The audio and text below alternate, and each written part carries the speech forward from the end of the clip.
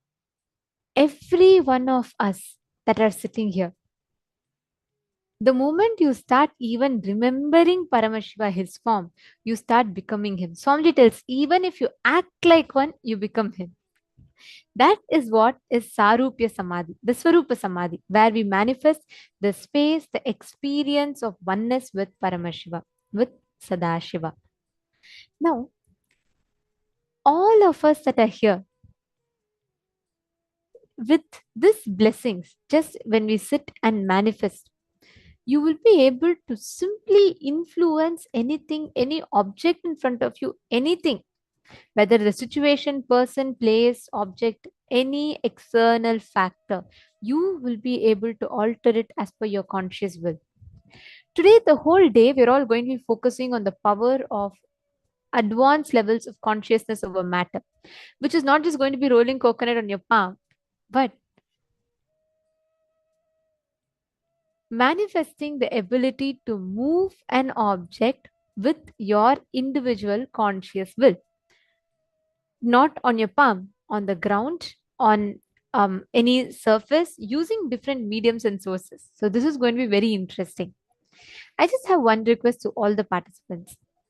Let your inner space become malleable for Swamiji to mold it the way Paramashiva is manifesting in you. For Swamiji to mold it the way he wants, where he can awaken your highest possibility in you. What does that mean? What does it mean to be malleable? Which means do not have rigid cognitions. Do not be stuck with those rigid cognitions. Just flow with life. Go with the flow of life. Catching it? Yes. Okay. And today, one thing very special, which we're also going to be doing, is manifesting the power of consciousness over matter, also in water. See, water, 70% of our body is made up of water, and water responds to our thoughts, just like how plants, animals, and any living being would do. Water also responds to our thoughts. Now, for a few of you, you might be wondering, how is that possible, or what do you mean? Whenever we think about something, whether it is positive, negative, whenever we think about something, we start vibrating those vibes. So automatically, the people, the things, everything around us start catching those vibes, whether it is positive or negative. So the same with water.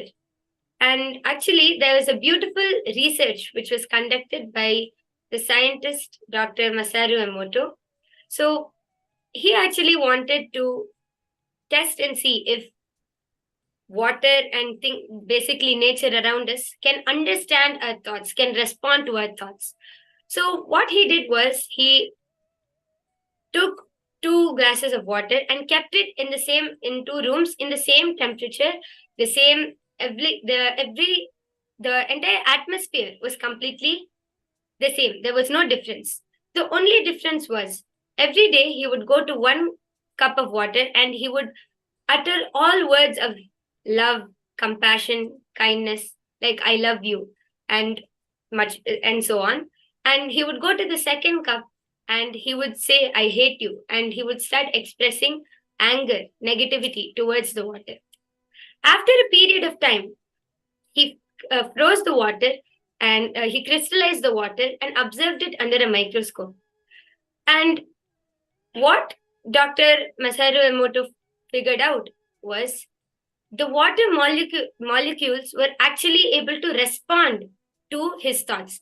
Whenever he spoke positive words, those crystals, those water molecules actually had very beautiful shapes, very beautiful crystal shapes. And Actually, to the water. Yes, sorry. Actually, right now, as my yoga prana is talking about this, we will show all of you the results which the same sample, he took 3 different water samples from the same river, and here we can see in all the places where he uttered positive words, where his thoughts were positive, you can see the water molecular structure. The formation of the water molecules are so beautiful. When he uttered words that are filled with hatred, anger, or incomplete emotions, you can see the form, shapes that the water molecules took. Here we can see for the word joy, love, gratitude. Now, every time when you utter a word, understand this was just a small sample of water. Your body is made of more than 75% of water, liquid. Every single time you create an intention inside of you, you should be aware that your whole body is literally responding to those thoughts, responding to that space. This power of consciousness over matter is where we are going to be using water as a medium to transmit your command to the matter. See, right now, yesterday we were physically holding the object on our hand and we were moving it. In the second level of it, we are going to be using something as a supporting mechanism for us to manifest. And in the third level of it, we will be able to manifest directly moving it without any supporting mechanism. Here, water is going to act as a supporting mechanism for us to manifest this power. I request every one of you to bring a cup of water.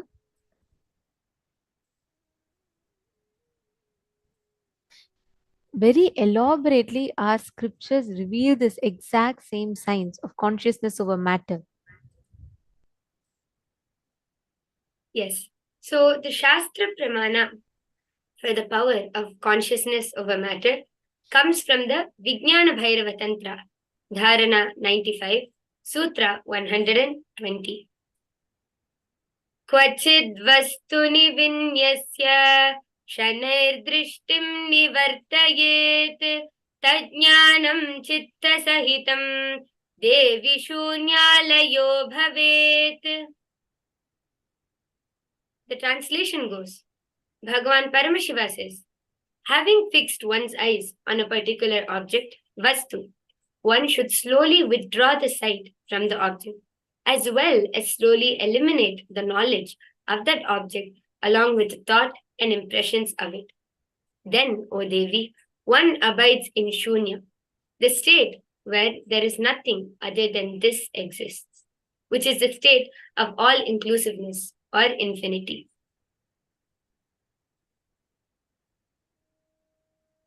There are so many references to how this power is manifested.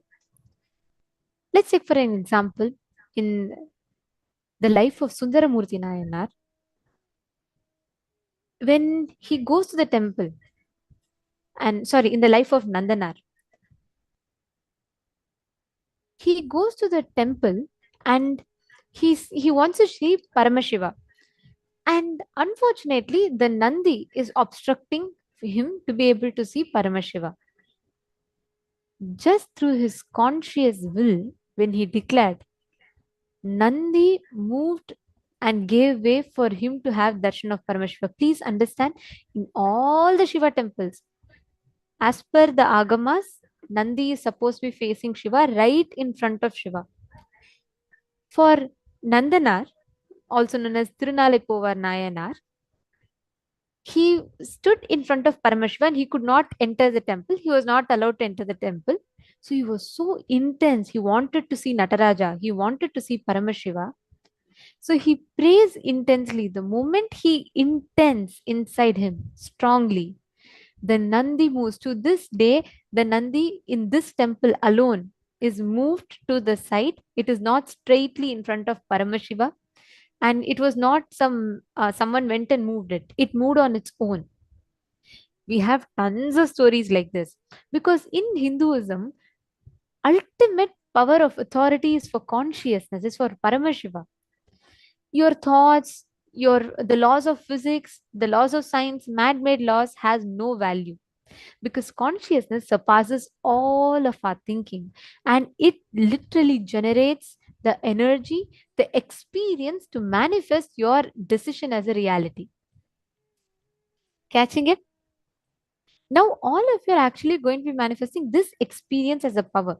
You're going to be manifesting the power of using water as a medium and being able to transmit a certain experience or a certain amount of energy to the matter. Understanding? Okay, so let's all enter into the power manifestation. I request every one of you to please bring a cup of water. You can put a blade of grass, you can put a rice grain, something on it. You're going to be using water to move an object which is already floating on the water as per your will. Like, for example, you can put a needle, and let's say you want the needle to rotate clockwise 9 times. You can actually declare and make the needle move. Can I request all the participants to please place it in front of the camera?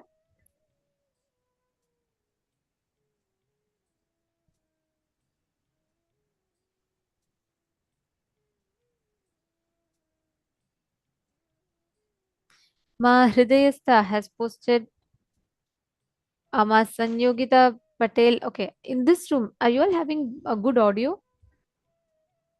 I'm seeing some of you posting that the audio is not proper.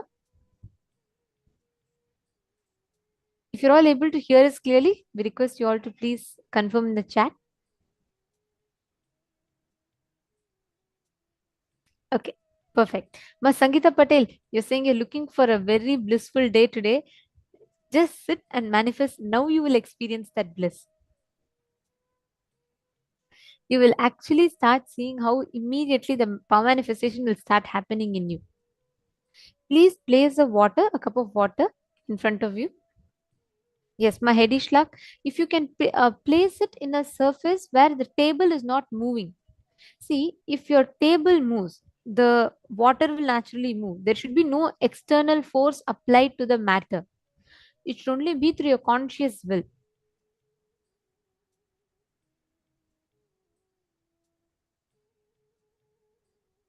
Chant the Mahavakya intensely.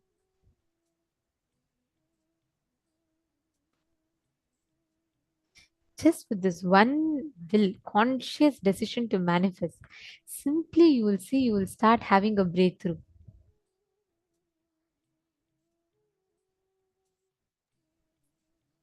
Yes. Just be completely relaxed and just connect to the water in front of you, connect to the object in front of you.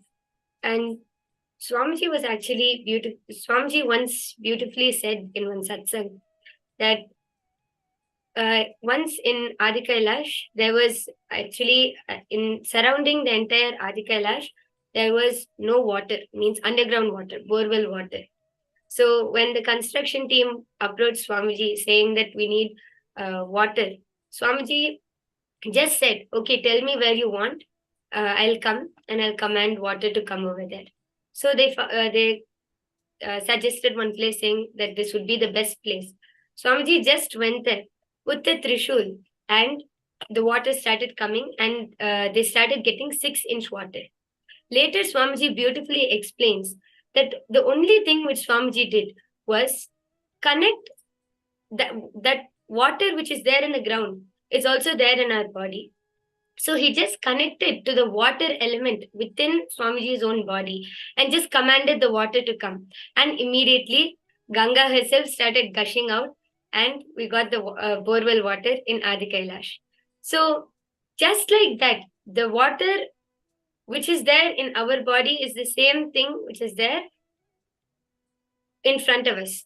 So, the way we connect, the thought currents which we have, the space which we're holding, everything is very important because the water in front of us is directly responding to our thoughts. So if you feel like it's impossible, then the results are also going to be the same. But when you understand that, when you continuously consciously declare and tell yourself it is possible, that water is a part of me and the water and the object are one and the same, me and Paramashiva are one and the same. When you declare from that powerful space, automatically the water will also respond to your thoughts and it will listen to your command. Intensely keep the cup of water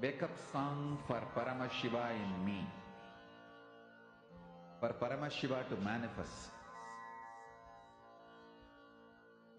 With this one spiritual powerful cognition, chant this Mahamahavagyā.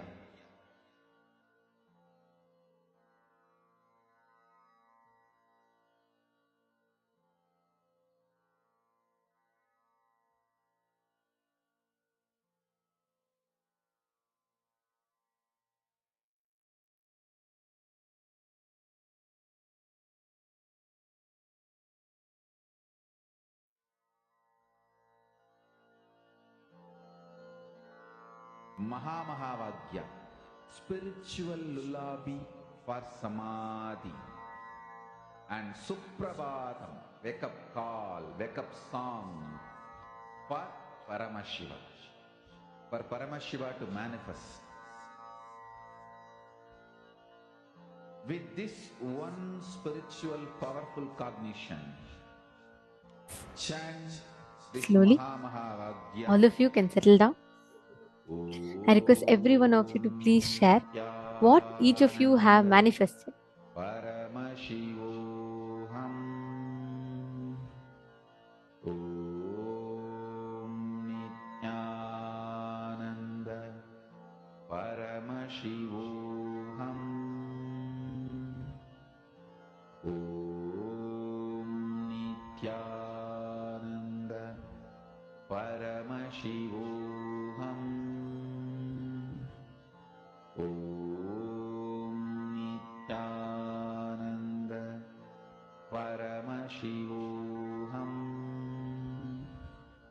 Om Nithyananda. Paramashivoham. Om Nithyananda. Hope all of you have manifested. Hope all of you have started manifesting. See, this is the first level, the preliminary level. When you start intensely manifesting this, sincerely, when you start doing this will lead you to the next and next levels of breakthroughs. Now, we're all going to be entering the next session where we are understanding about who is Sadashiva. What does he stand for? What does he represent? Let us now listen to the revelations from Swamiji.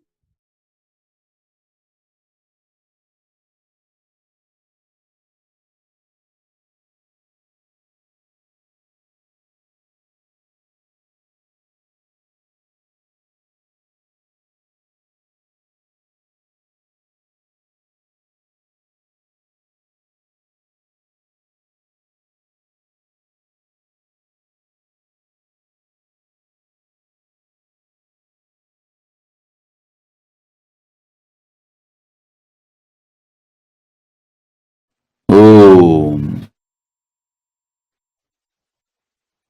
Blessings from Paramashiva. Listen. Sadashiva, the 5-dimension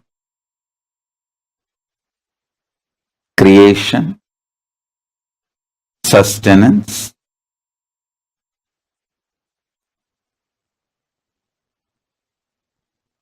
rejuvenation, delusion, liberation. This 5 becomes 25. Mahasadashiva. Sadashiva becomes Mahasadashiva. Listen. Listen intensely.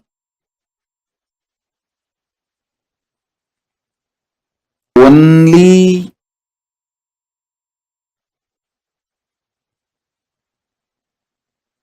if you evolve to the level of oneness, at least intellectually, you can understand creation, sustenance, rejuvenation, pulling out of delusion, liberation, all the 5 happen happens simultaneously, spontaneously, synergetically, like synesthesia. Listen. Today I have introduced one more new word, synesthesia. Listen. Synesthesia means, I'll give you direct meaning. Synesthesia is an anomalous blending of the senses in which the stimulation of one modality simultaneously produces sensation in different modality. Synesthetes hear colors, feel sounds, taste shapes. Listen. If you understand this synesthesia is actually experience of a power of oneness in physical sensory level. It is an anomalous blending of the senses in which the stimulation of one modality simultaneously reproduces sensation in a different modality. Synesthetes hear colors, feel sound, taste shapes. Actually, when I awaken the third eye, our Gurukul Balasans used to manifest this power. Synesthetes, people who have that synesthesia capability, they actually, when they see the colors, they hear the colors in the ears. When there is a sound, they feel it in their skin. When they see the shapes, they taste it in their tongue. The tongue can taste the shapes they see. So it's like a one sense material, object. They can taste it in all five. It's a kind of a power. Listen. Same way, these five, creation, sustenance, rejuvenation, delusion, liberation, these five, you can taste liberation in creation, delusion in creation, sustenance in creation, rejuvenation in creation. You can taste creation in liberation, rejuvenation in liberation, delusion in liberation. You can taste delusion in creation, rejuvenation in sustenance. All the five happens simultaneously, synergetically, spontaneously, synesthetically. Listen. Only when you understand this intellectually, you will see your five aspects of 5 head of Paramashiva becoming 25 head. I asked once my Guru, why Sadashiva's form is not worshipped in many temples commonly? See, all Paramashiva's 64 forms are worshipped in many temples commonly, like Nataraja will be there in every Shiva temple. Lingodbhava will be there in every Shiva temple. Linga will be there almost in all Shiva temples. Ardhanarishwara, many Shiva temples has. Even The rare forms like a Veerabhadra or Agora are worshipped in some temples, Kala. All 64 forms are worshipped in so many temples, but Sadashiva, totally I have seen only 2 temples having Sadashiva form. One in Tiruvannamalai temple, North Tower, only one place. In Madurai, in only one place. Other than these 2 temples, I have not seen anywhere Sadashiva form. Of course, now in all Kailasa we are putting. In the ancient temples, I asked my Guru why. He said, Sadashiva form can be even understood only by yogis who is able to cognize oneness only if you experience the power of synesthesia. Only the synesthetics can understand. In creation, there is destruction. In creation, there is liberation. In creation, there is delusion. All the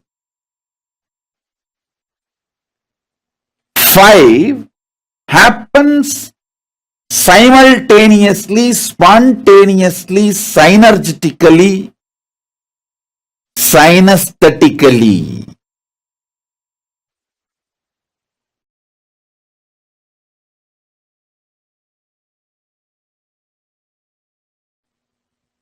Even intellectually, if you sit and contemplate,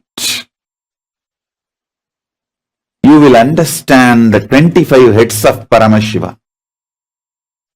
Creation, sustenance, rejuvenation, delusion, liberation are not 5 separate acts.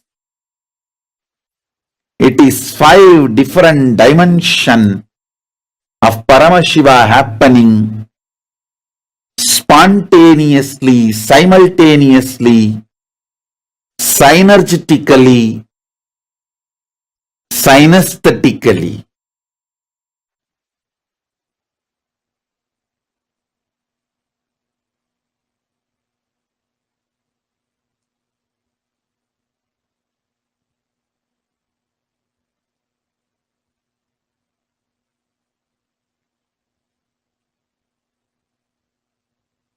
Using your brain to understand this principle will awaken Sadashiva's presence in your being.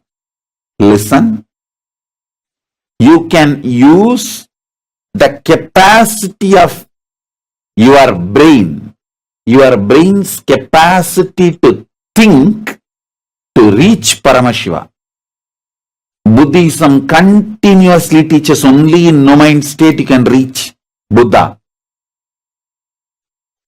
Hinduism does not close the doors for thinkers. Hinduism is such all-accepting tradition.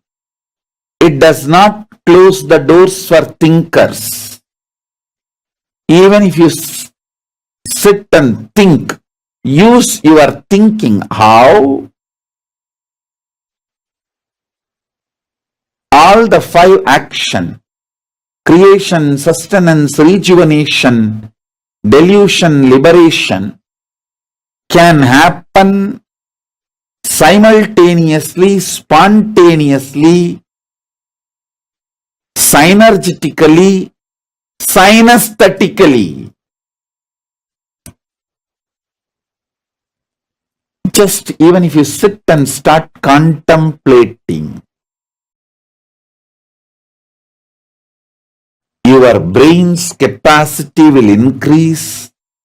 It will start cognizing Sadashiva's qualities. Listen, when you meditate on his qualities and request is being to land inside you.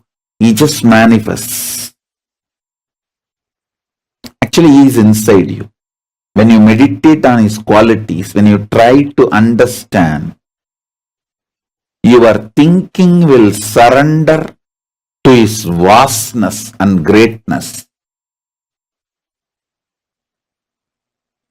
You will realize he is more than all these put together. Then he simply manifests himself in you. Now,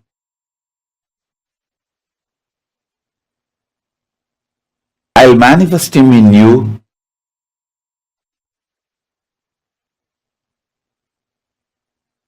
Just you understand, try to think what I am saying.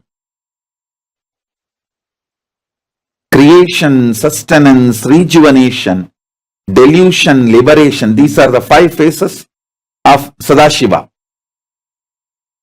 All these 5 happens spontaneously, simultaneously, synergetically, synesthetically.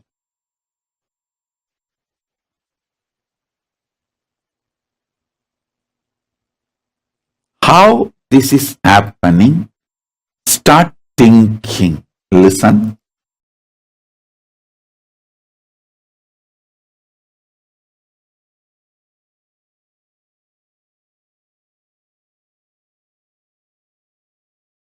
When Arunagiri Yogeshwara asked me to start teaching, initiating, I asked him, bless me that whoever I initiate will receive the experience. He gave me the blessing and power. Whoever I initiate, they will experience Paramadvaita. Listen. With that authority and power of his blessing and initiation, he initiated me to initiate you all. With that, I initiate you all. Sit. Now I will give you Sadashiva happening.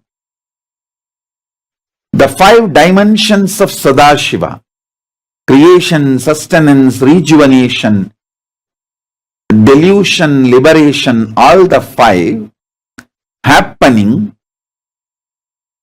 spontaneously, simultaneously, synergetically, synesthetically is Mahasadashiva. And more, you contemplate, try to think, analyze, understand through your brain, intra-analyze through your thinking what I am revealing now. I'll initiate and make you experience the Mahasadashiva, Paramashiva's manifestation of Mahasadashiva.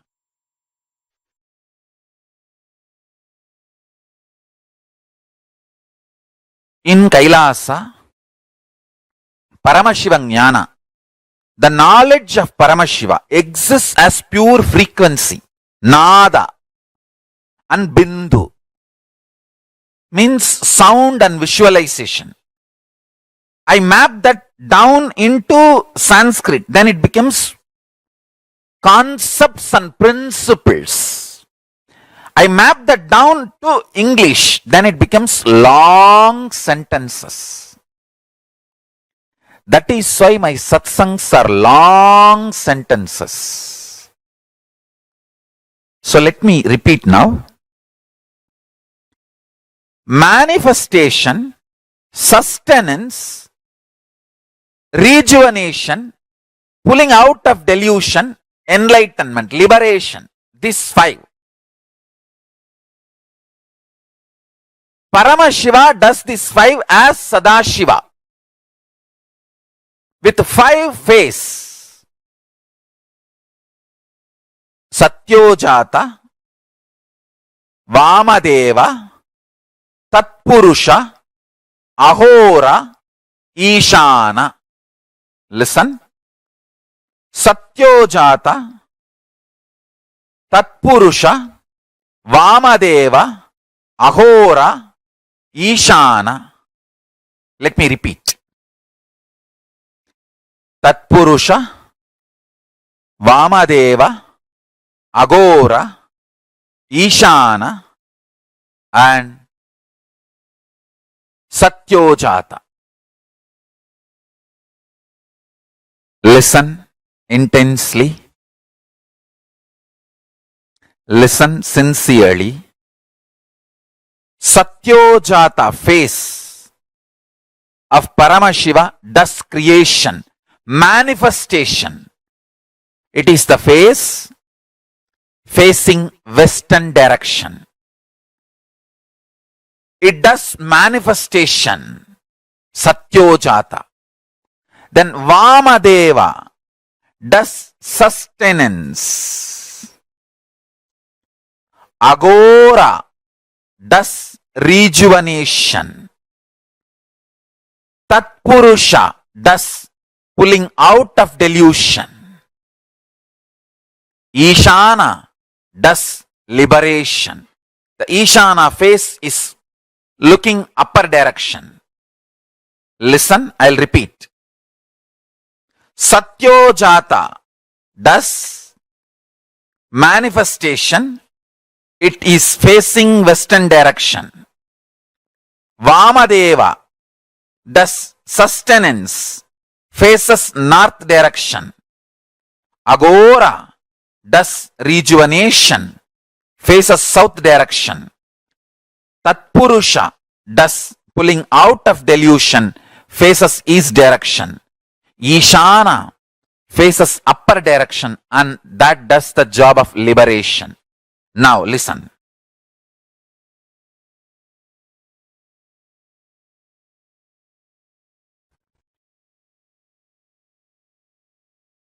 The Sadashiva, he exists doing this 5 Panchakritya.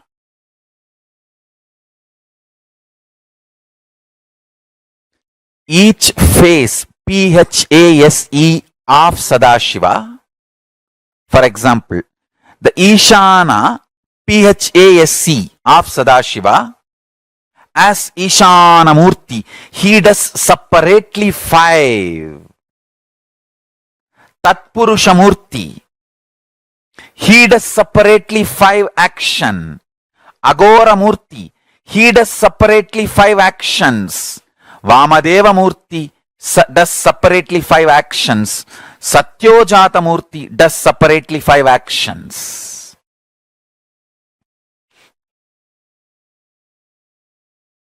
I'll tell you one by one. Sadashiva has 5 PHASES, paces, not faces alone, paces.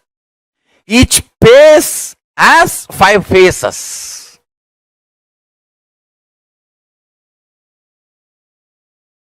I'll reveal step by step. Internalize. It is very important for anybody who want to be my follower, because only if you know what is Paramashiva, you will understand the meaning of Paramashivoham. This whole thing is not just happening in Kailasa, it is happening inside you. It is happening inside your brain now. It is happening inside you now. Paramashiva is sitting inside you now.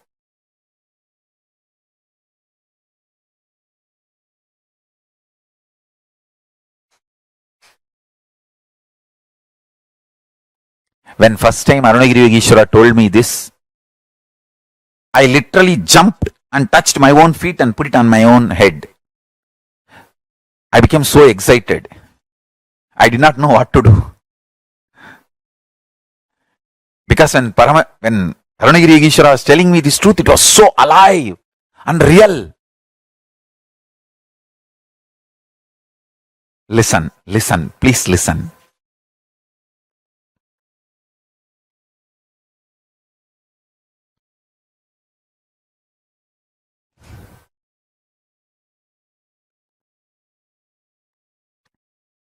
Sadashiva has 5 phases. P-H-A-S-E-S, paces. That five phases, thus creation, sustenance, rejuvenation, pulling out of delusion and liberation. Now, each phase, for example, creation, manifestation phase, that is Satyojata. That creation phase has 5 phases. How you know? Manifesting manifestation, manifesting sustenance, manifesting rejuvenation, destruction, manifesting pulling out of delusion, manifesting liberation. How can liberation come into existence unless it is manifested? How can sustenance happen unless it is manifested? So, the manifestation PHASES, phase of Paramashiva, has 5 phases, FASCE. Manifestation phase of Sadashiva has 5 phases. So manifestation itself is 5 level. So that is 5 phase. Then sustenance is 5 level. That is 5 phase. Then rejuvenation is 5 level. That is 5 phase. Pulling out of delusion is 5 level. That is 5 phase. Liberation is 5 level. That is 5 phase. All these 5 into 5, 25 phases put together is Mahasadashiva.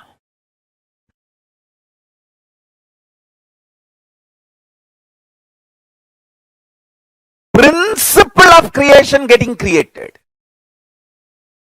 Creation energy getting created. So, the permutation combination of all these 5 into 5 is 25. All the 25 happening in you now. Now. Listen.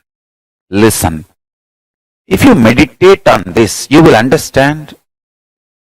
Some people manifesting in your life is creation. Some people leaving your life is rejuvenation. Some people getting back to your life is pulling out of delusion.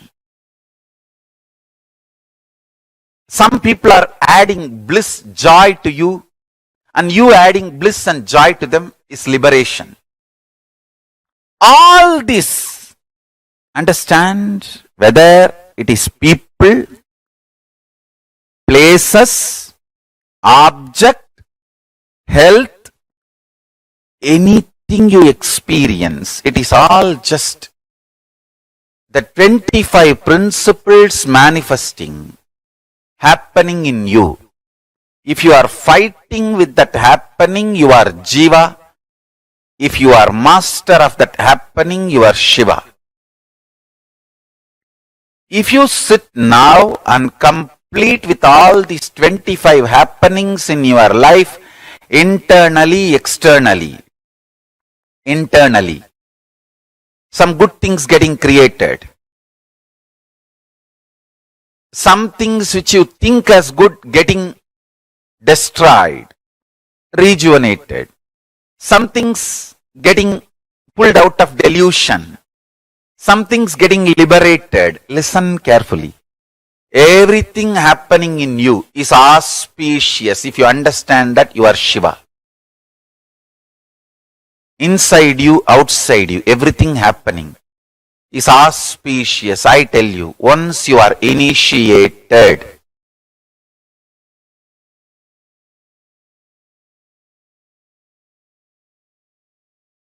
once you are my disciple, listen very clearly. Even if you think in your life things are falling apart, they are falling in proper place. Understand?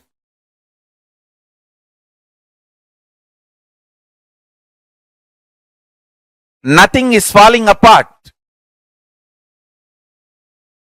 They are all falling in place.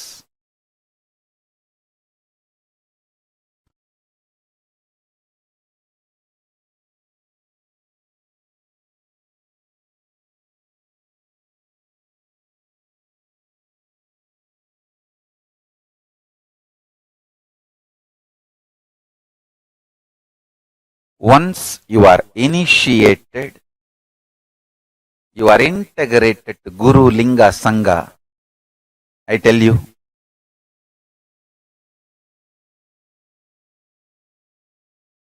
nothing falls apart. You may, even if you think things are falling apart in your life, they all fall in place. Understand that. Nothing falls apart. Everything happening is auspicious. Everything is falling in place for the higher purpose. I tell you. Once you sit with that clarity, you are Shiva. If you are able to come to that clarity in your life, you are master of your life. You are Ishvara. I tell you,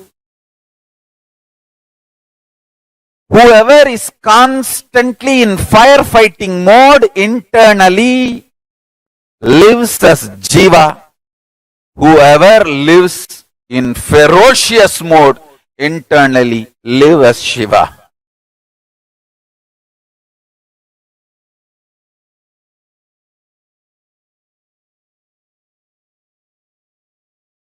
Listen, please listen. Whatever is happening is auspicious. Things are not falling apart in your life, they are falling in place in your life for your higher purpose. Listen carefully.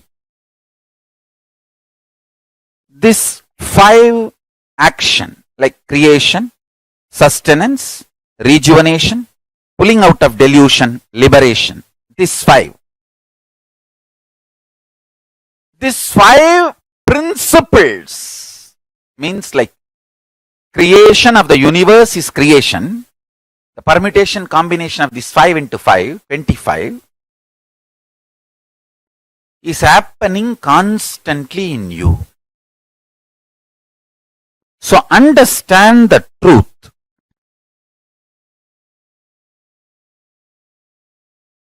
Everything happening in your life is auspiciousness. With this one truth, one powerful cognition, if you sit and bring this clarity, completion, joy, restful awareness, this one principle in your life alive, then you are free from death. You are free from death.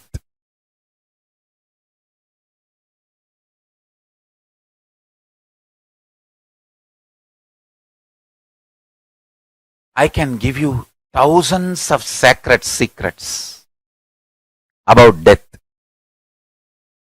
Just catch this one truth. Everything happening in you is this 25 activities happening in your life internally, externally.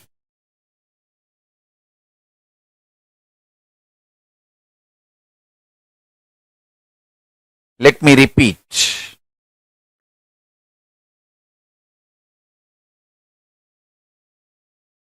In Vedas and Agamas, in Hindu tradition, now this moment is not emptiness or nothingness, it is Purna, complete, everything. This moment, this Chana, this second, now is the time Kala Bhairava meets our consciousness. And in this moment, universes come in, exists, dissolve, gets pulled out of delusion and gets liberated without chronological time gap, spontaneously, simultaneously. Meditate on it, understand. Samhara is created, creation is destroyed. Sustenance is deluded, delusion is sustained. Liberation is deluded, delusion is liberated. Creation is destroyed, destruction is created. Sustenance is destroyed, destruction is sustained.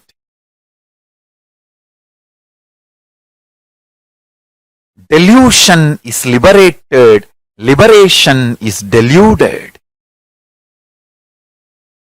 Creation is deluded, creation is liberated. Creation is sustained, creation is destroyed. Sustenance is created, sustenance is destroyed.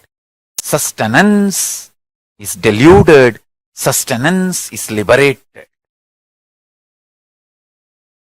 Destruction is created, destruction is maintained, destruction is destroyed, destruction is pulled out of delusion, destruction is liberated. Delusion is created, delusion is maintained, delusion is destroyed, delusion is pulled out of delusion, delusion is liberated. Liberation is created, liberation is sustained, liberation is destroyed, liberation is deluded, liberation is pulled out of delusion, liberation is liberated. Understand these 5 principles: Srishti, Sthiti, Samhara, Prabhava, Anugraha. Manifestation. Srishti, manifestation. Sthiti, sustenance. Samhara, rejuvenation. Prabhava, pulling out of delusion. Anugraha, liberation. Understand these 5 principles. I am reading out from Akashic records. So watch this satsang at least 5 times. Let these truths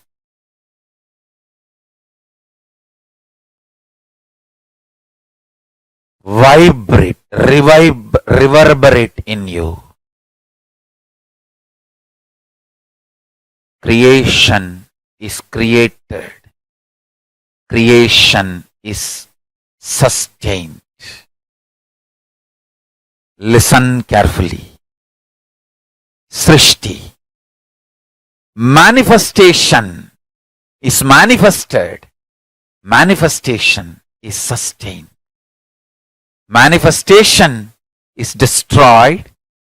Manifestation is pulled out of delusion. Manifestation is liberated. Sustenance is manifested. Sustenance is sthiti. Sustenance is manifested. Sustenance is sustained. Sustenance is rejuvenated. Sustenance is pulled out of delusion. Sustenance is liberated.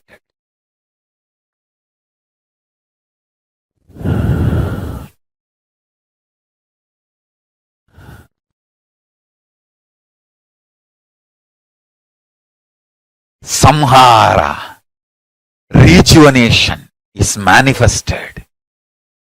Rejuvenation is sustained. Rejuvenation is rejuvenated. Rejuvenation is pulled out of delusion. Rejuvenation is liberated. Delusion, trobhava, delusion. The delusion is manifested. The delusion is sustained. Delusion is destroyed. Delusion is pulled out of delusion. Delusion is liberated. Anugraha.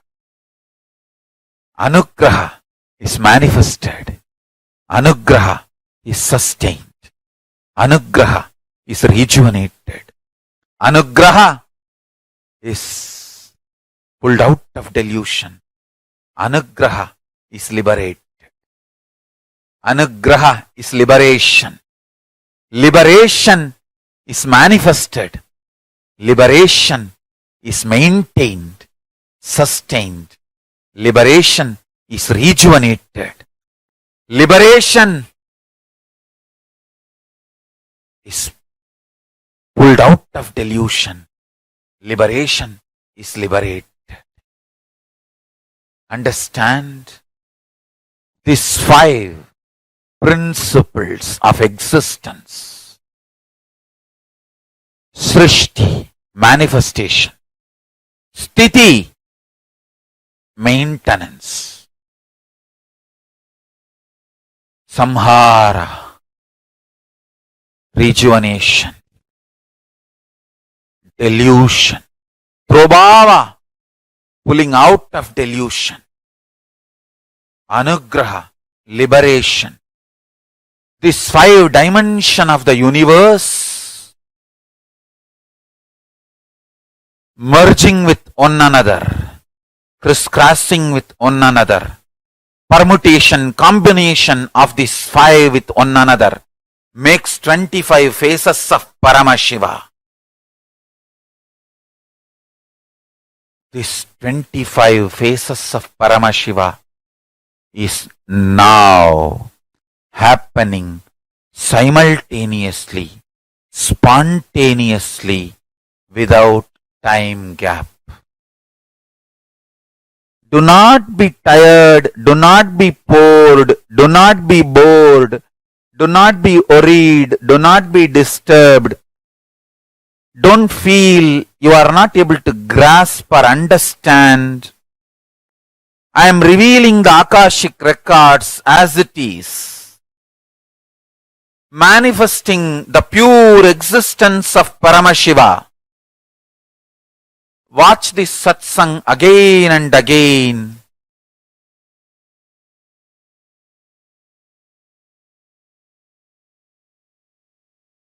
Five into 5, 25 happening now in you is the meaning of Om Nithyananda Paramashivoham. This is the meaning of Mahavagya. Understand? This is the powerful cognition of Mahavagya.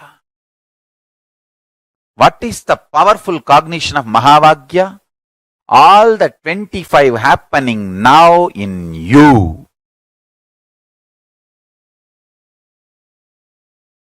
All the 25 happening now in you.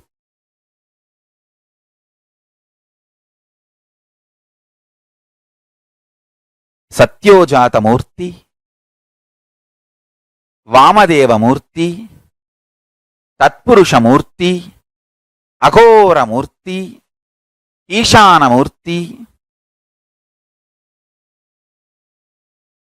All the 5 put together as Sadashiva Murti, and all the 5 into 5 put together as Mahasadashiva Murti is happening in you now.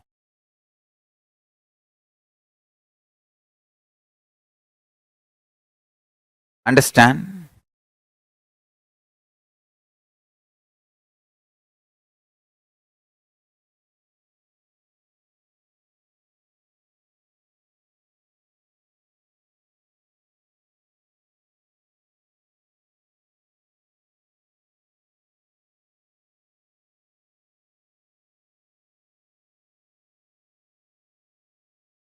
Listen carefully. I am teaching you the science Paramashiva Jnana, Paramashiva Vijnana, brought by Parashakti, given by Paramashiva himself to Parashakti and brought by Parashakti to planet Earth, Kanchi. And she started spreading it from Tiruvannamalai to the whole world.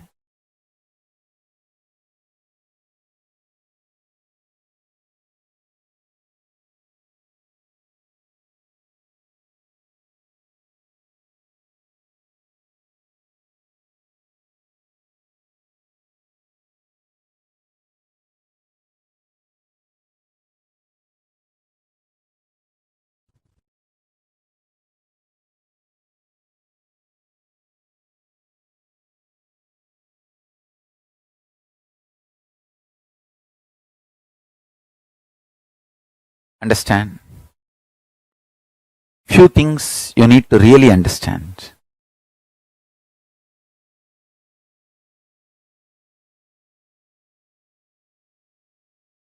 There is nothing called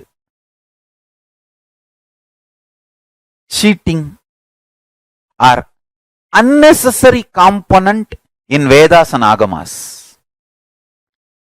Not one line of Veda Agamas are exploitative.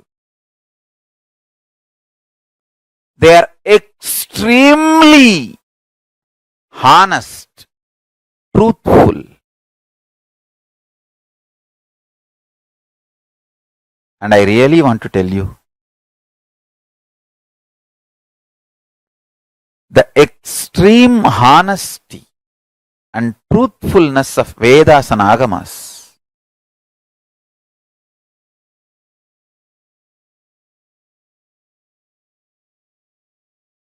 every line, every way, the Vedas and Agamas try to explain the truth with tremendous patience. The whole knowledge, the whole life, the life positivity is unimaginable.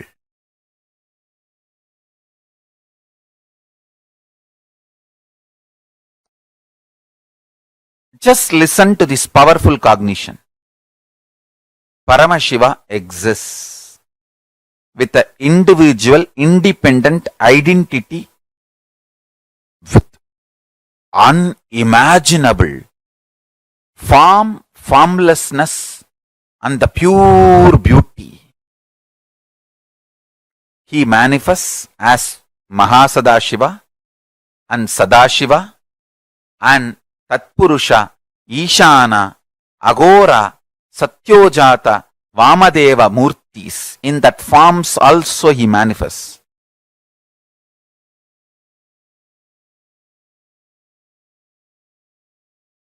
Mahadeva declares at least in 4 places.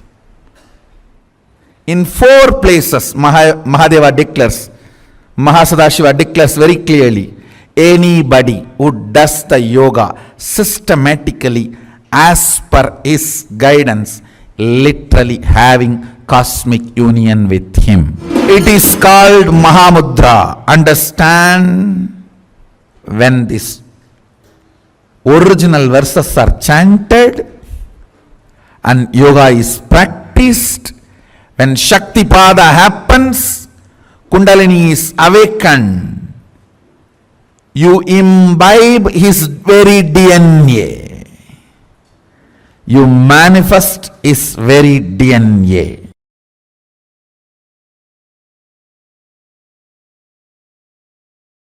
I want to give you a very simple yogic technique. Always visualize yourself with a 25 head and 50 hands as Sadashiva and breathe through all the 25 heads.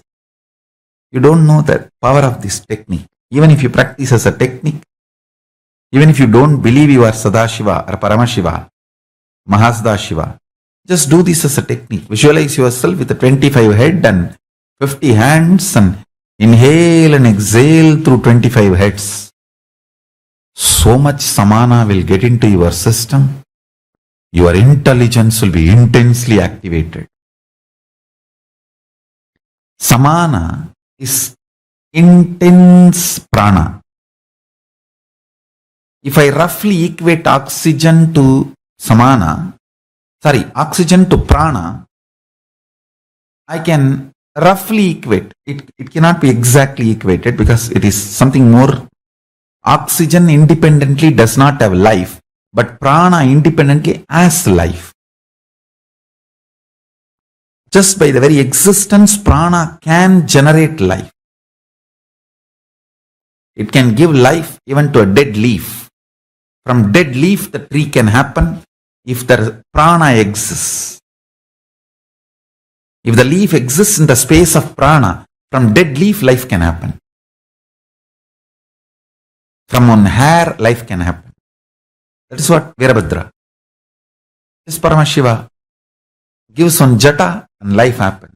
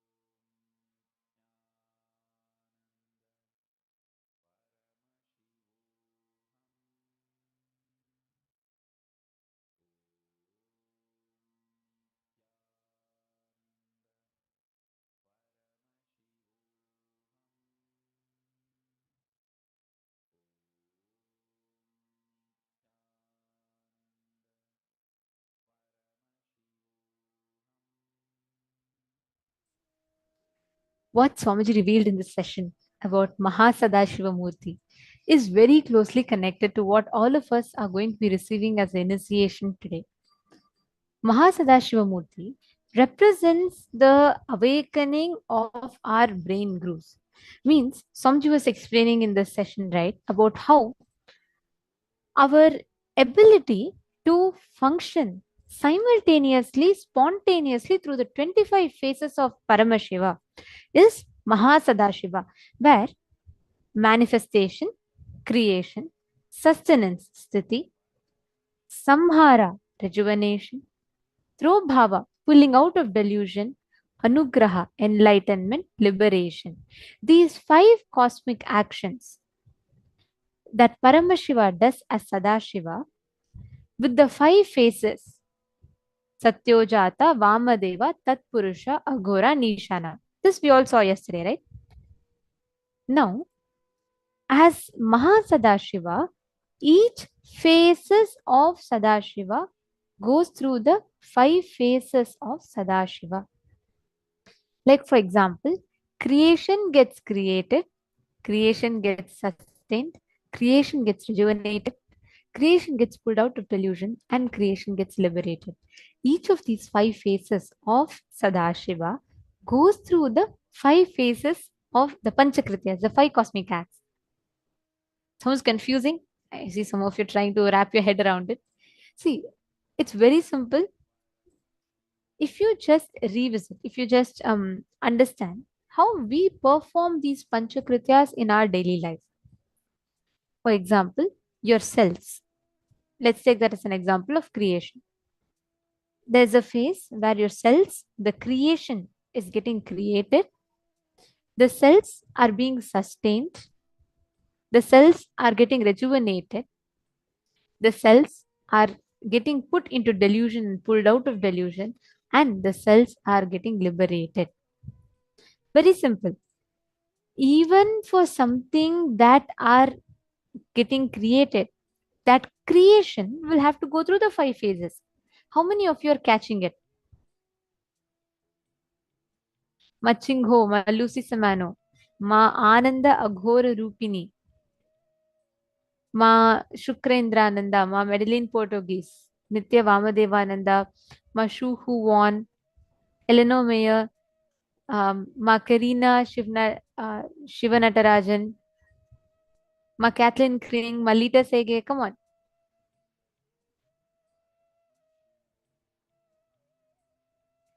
Ma Serene, Deepika Praveen, Nityanandamma, Dr. Shantini, Nityanandam, Dr. Shantini. Ma, which place are you from? Very nice to see you here. Which place are you from? Ma, Sangeeta Patel. I request each of you to pose. See, cognize is one thing which, if you do, will help you in grasping the truths that Swamiji is revealing in a deeper level. If you just start understanding these 25 heads of Mahasadashiva, you will see your whole brain grooves getting awakened. You will, the way you process the information, the way you experience will be completely different. Okay, so we have a question from Alita Sege.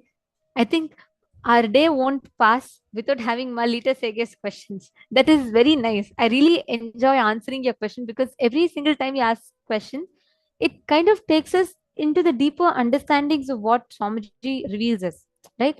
That's how the learning happens. It's not just, oh, Swamiji revealed and then we are just listening to it. When you do the Vada Prativada on it, when you do the Jivartha Sadas, understand every single one of you, when you ask questions, you don't have to hesitate. You don't have to think, oh, maybe it will sound a little dumb. Should I ask this? No, it doesn't matter. If you put the questions, not just you, even as acharyas, for us, we have a deeper learning of what Swamiji has revealed. So answering questions is always a fun process to do. Okay, coming back to Malita's question. So Malita is asking, in what context of the cells pulling out of delusion mean? Like say in the cells example, would the delusion mean pain? Yes. Let's say, for example, the cell going through its delusion is where it falls from its original state. What is delusion? A temporary separation or a temporary distraction from its original state of existence. Like we are Paramashiva, the moment we get distracted from the idea of experience that we are Paramashiva, we are in delusion, Maya. Now, the same thing happens with cells. Now, every time the cell goes through the suffering or the cell goes through weakness, it starts declining from its original state of existence, right? That destruction is what is called as pulling out of delusion. Right after the destruction, that phase, after that it is liberated. In every action, kind of, yes, you're asking if it's like cell degeneration. Yes, when the cell, let's say the moment the blood cells are created, it's functioning. At some phase it starts declining, it starts reducing, or it starts, I should say, it starts losing its capacity.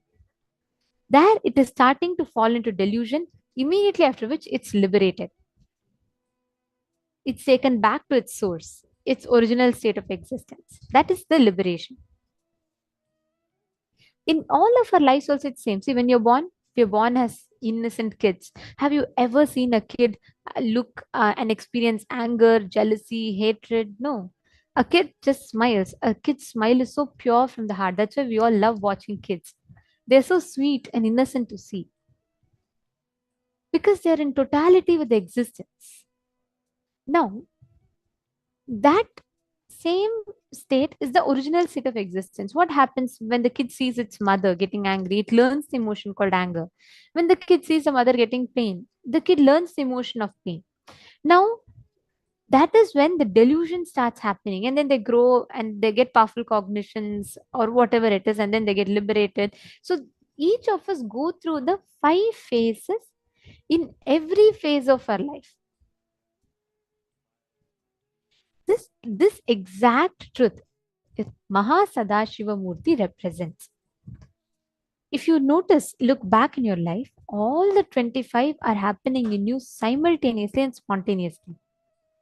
Creation, something getting created in your life. Some people manifesting in your life is a creation. Some people leaving your life is rejuvenation. And some people getting back to your life is pulling you out of delusion. I actually like to request all of you to do this one exercise. So you will actually understand what it means, because when we say theoretically, okay, I am doing the 25 phases, it's an understanding for us. When you map, apply and see, you will start noticing how exactly it happens. So I'm going to request you all to take 5 minutes to note down how exactly these 25 phases of Paramashiva you are doing in your daily life.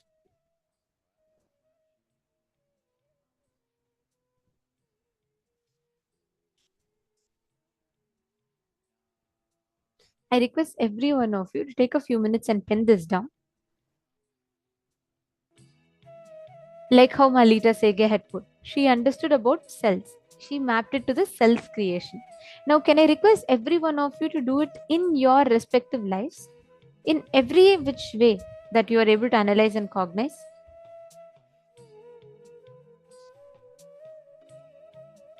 Okay, Malita Sege is asking, Ma, when I feel my children are getting into delusion, I feel like crying. Like, because I feel their frequency is getting out of sync. How do I deal with my own emotions when I experience this, please? A very beautiful question.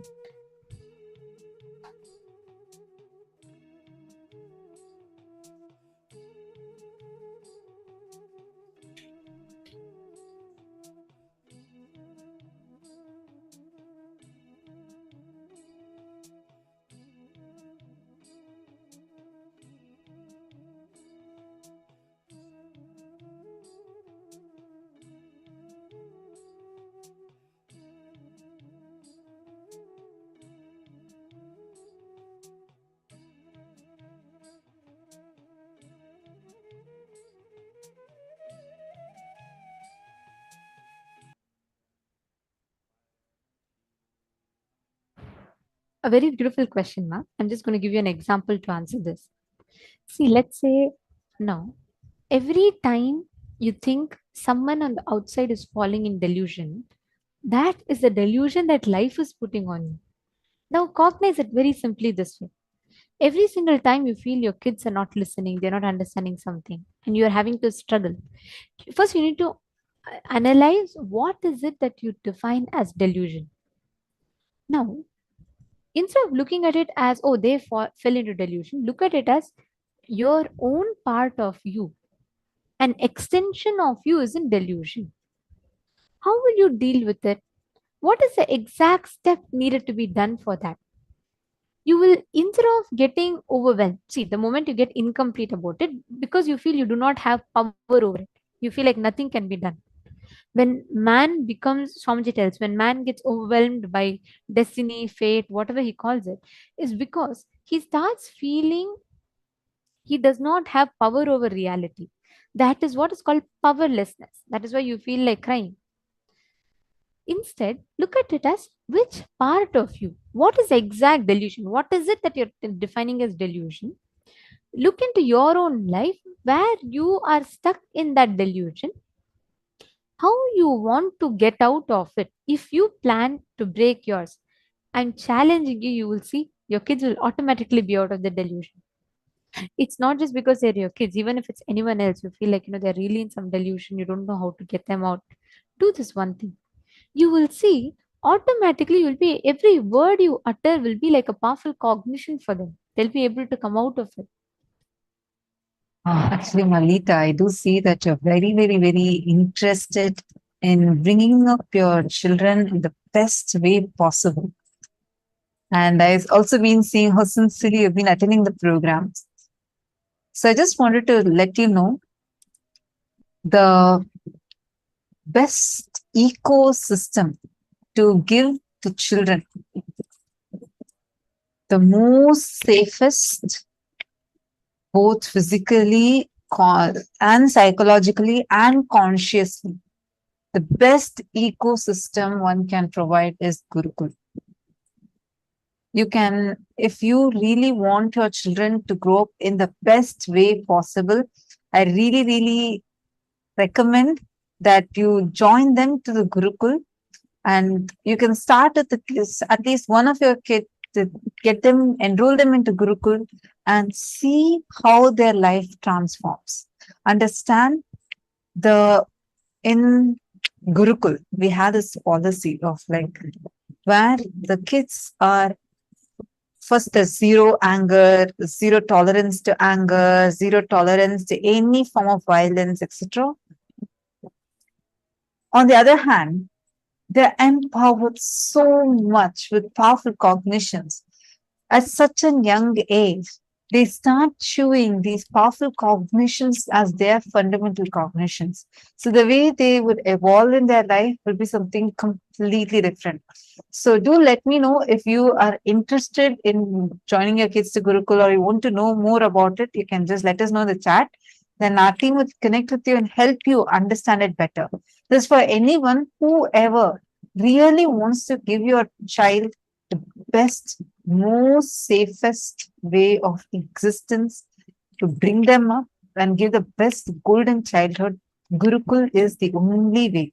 Only then they will grow up without having root patterns, without having patterns, and live an enlightened lifestyle.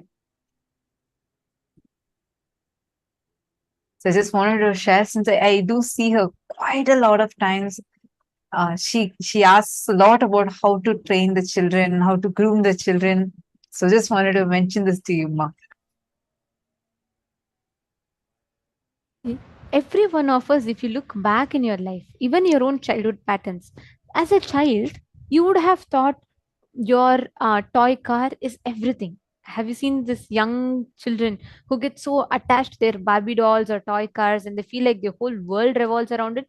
Try taking the toy away, they'll cry. They'll cry as if their whole life is taken away from them. But over a few days, suddenly you'll see that those kids themselves will drop the toy and they'll be walking off as they find another thing.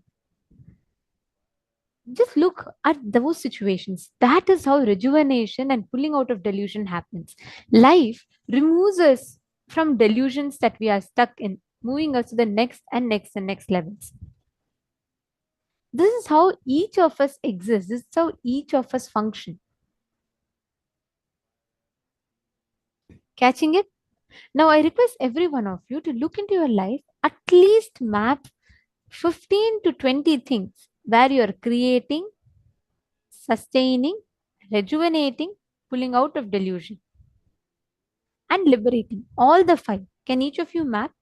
At least map five each. So you will understand. It will help you grasp it better.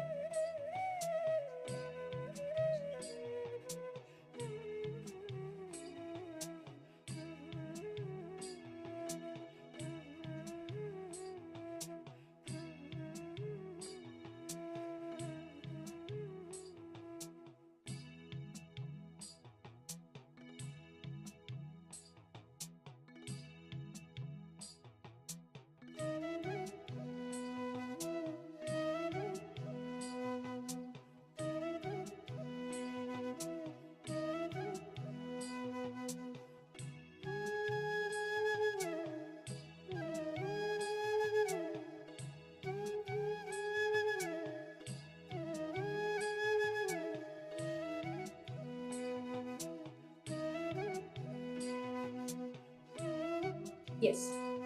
So all of us now did the internalization exercise where you visualize yourself as Sadashiva with the 25 heads, 50 hands, and 75 toes. See, the 25 manifestations, 25 heads of Paramashiva, which we are seeing, it is nothing but to show that we are infinite, we are eternal, we are infinity. We are not bound to how we are. We are not bound to the small one identity which we carry, but we are Sadashiva, the infinite one, the ever expanding one. See, synesthesia is actually the experience of oneness in physical sensory level. Basically, see, when you do normal palm manifestation, you experience oneness with Swamiji in the being level. Like, for example, you guys have been manifesting the power of consciousness over matter. In the power of consciousness over matter, you experience you and the coconut and Paramashiva, one and the same. You are in tune with each other. You are in oneness with each other. The same oneness, you bring it in a sensory level. We connect it with our 5 senses. Like, you can be able to hear colors. You can feel the sound in your vibration. And you can taste shapes in your tongue. Not just limiting yourself to the 5 senses, which each and every sense can do. Like, for example, your eyes. According to what we are taught, our eyes can only see, can only perceive things around us. But this power of synesthesia will make you experience the 5 components of eye, where through eye you'll be able to see, through eyes you'll be able to hear, and through your ears you'll be able to feel the colors, you'll be able to hear the sound, you'll be able to hear colors. So it's nothing but through these 5 senses, you are experiencing various other component. You're not just limiting to one component of that sense, whereas you are using that one sense for all 5 aspects of the senses. Like we are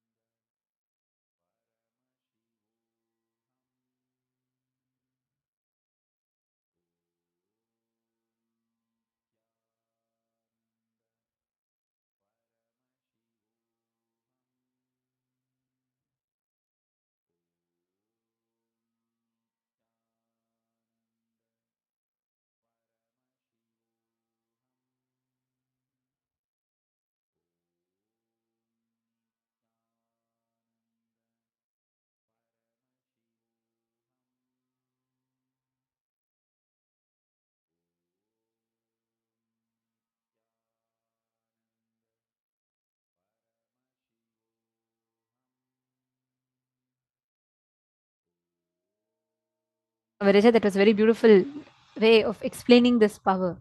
Because synesthesia, like Swamiji was revealing to us in this session, is your ability to process simultaneously, spontaneously, synergetically, synesthetically through all your five senses.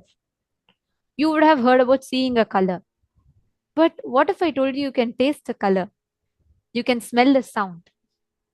Isn't that like something beyond our understanding? But it actually exists.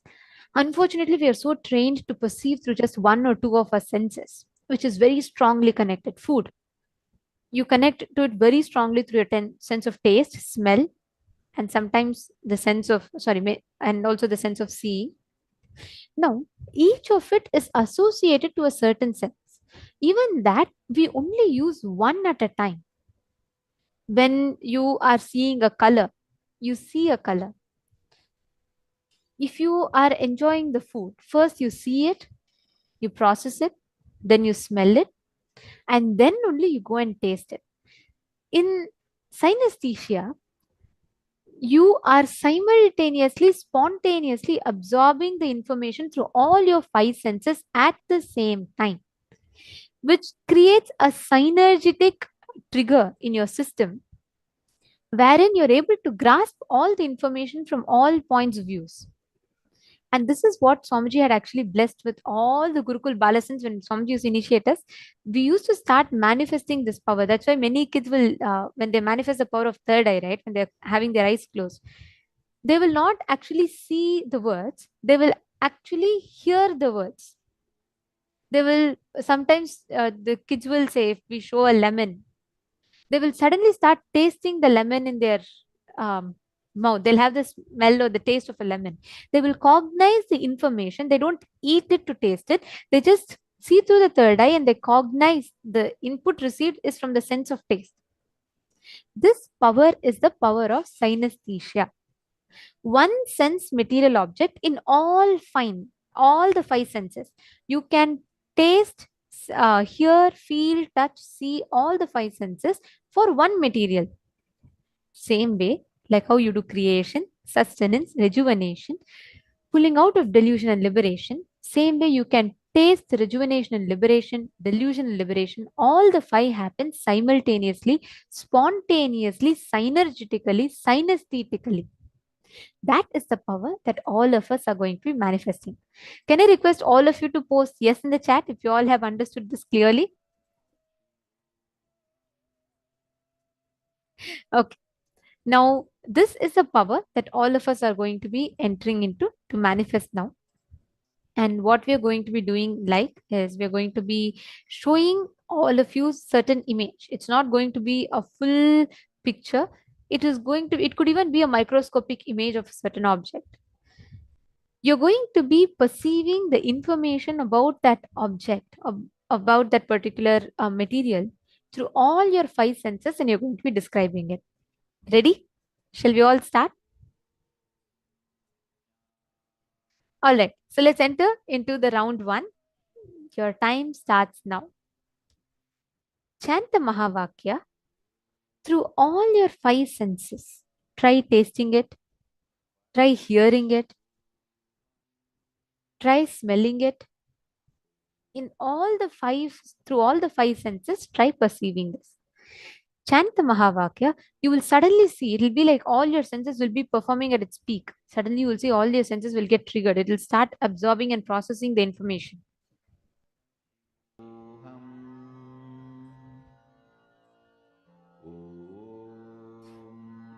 Nithyananda Paramashivoham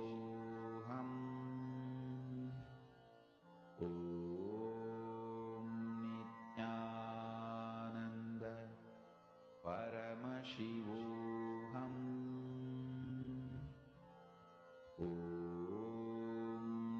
Nithyananda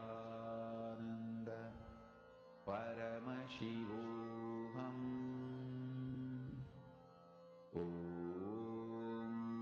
Nithyananda Paramashivoham